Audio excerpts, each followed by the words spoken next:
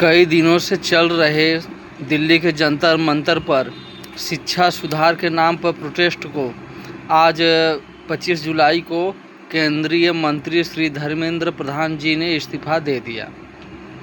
अब उनके इस्तीफ़ा दे देने से सारा पेपर लीक, जो तमाम पेपर लीक हो रहे थे, चाहे बोर्ड की परीक्षाएं हों, चाहे किसी वैकेंसियां हों, किसी संस्थान की हों, अब वो धर्मेंद्र प्रधान के इस्तीफे के बाद वो सब सारी पेपर लीक वाली समस्या दूर हो जाएंगी। क्योंकि वो बीजेपी के शिक्षा मंत्री थे। यही अन्य पार्टियों के होते तब वो आज भी कोई शिक्षा में कोई दिक्कत नहीं थी। बस दिक्कत थी कि वो बीजेपी के हैं, इसलिए जो है उन्होंने अपना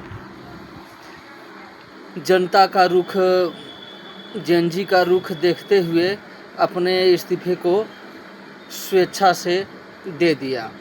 तो अब है कि अब शिक्षा प्रणाली सुधर जाएगी और अब कभी भी किसी भी संस्था की पेपर आउट नहीं होंगे, पेपर लीक नहीं होंगे। लेकिन ये जो प्रोटेस्ट चल रहा था, जो प्रोटेस्ट के नाम पर वहाँ भीड़ जुटी थी, उसमें सिर्फ 20% छात्र थे, बाकी 80% देश विरोधी दुश्मन थे।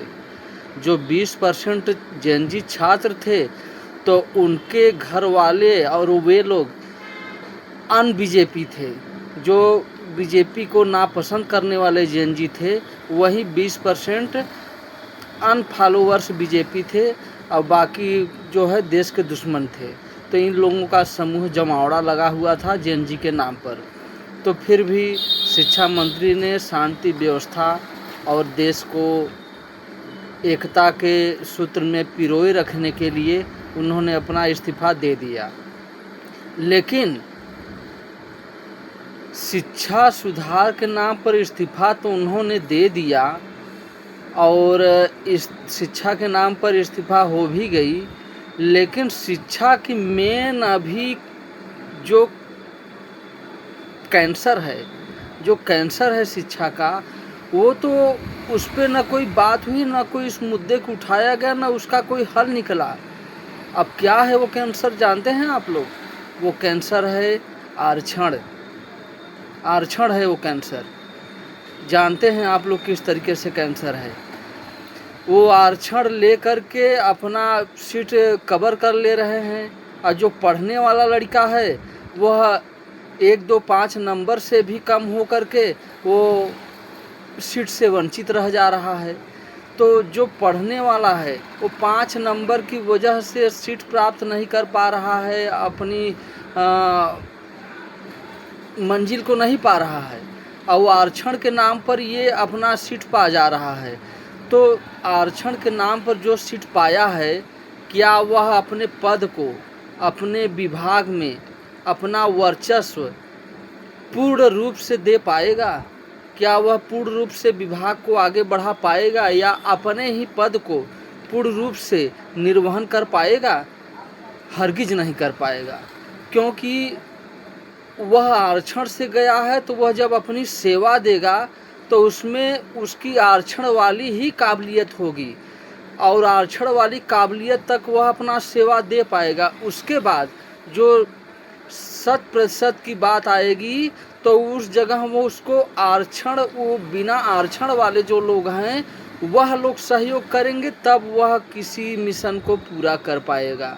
बगैर आरक्षण वालों का साथ लिए ये आरक्षण वाला कभी भी अपनी सेवा को पूर्ण आहुति नहीं दे पाएगा।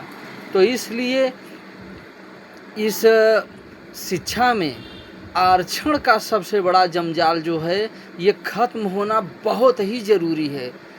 हम देख रहे हैं कि देश के विकास में जो जेनजी है, तो जेनजी के लिए सबसे पहला कदम यह है आरक्षण का जो है बोलबाला खत्म हो जाए। जब आरक्षण नहीं रहेगा तो वह प्राकृतिक रूप से अपनी विवेक क्षमताओं के आधार पर अगर वह कामयाबी पाएगा तो वह पूर्ण रूप से अपनी सेवा दे पाएगा, चाहे अपनी सीट पर और चाहे अपने संस्थान को, चाहे अपने देश को। जब उसके पास योग्यता होगी तभी जा कर के वह पूरा सेवा दे पाएगा। इसलिए आरक्षण को ख़त्म किया जाना बहुत ज़रूरी है। आज नहीं करेंगे तो कल करेंगे, कुछ वर्षों में करेंगे, लेकिन हमें लग रहा है कि कभी न कभी आने वाले भविष्य में एक दिन ये कुष्ठ का काम करेगा आरक्षण, और आरक्षण के नाम पर फिर ये जंतर मंतर वाला माहौल भविष्य में देखने को मिल सकता है। विचार अवश्य करिएगा। जय हिंद, जय भारत, जय सनातन, जय राष्ट्रभूमि।